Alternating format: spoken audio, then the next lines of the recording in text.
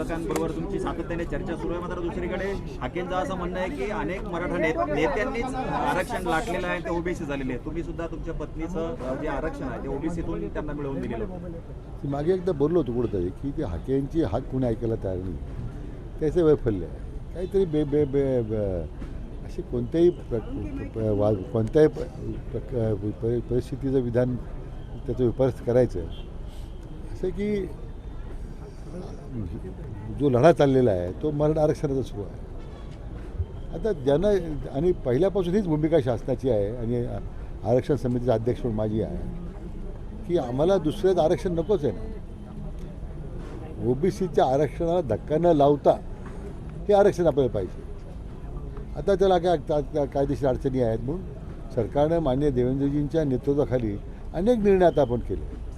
म्हणजे शिष्यवृत्तीचे निर्णय असतील, सारथीच्या माध्यमातून निर्वाह भत्त्याच्या काही योजना आहेत, मुलांना PhD करण्यासाठी लागणारी काही आर्थिक मदत आहे, अनेक योजना आपण सरकारने घेतलेल्या आहेत. किंवा नातीसंख्येमध्ये निर्माण करून काही मुलांना आपण जवळजवळ सेवेत थांबून घेतल्या आपण. म्हणून शासनाची भूमिका दुसऱ्याला काढून देण्याची नाहीच आहे ना. मला वाटतं लक्ष्मीबाई हाकेंनी आता ते मला वाटतं त्यांची विधान परिषद वगैरे मिळवण्याचा धडपड चालू असली पाहिजे असं माझं मत आहे.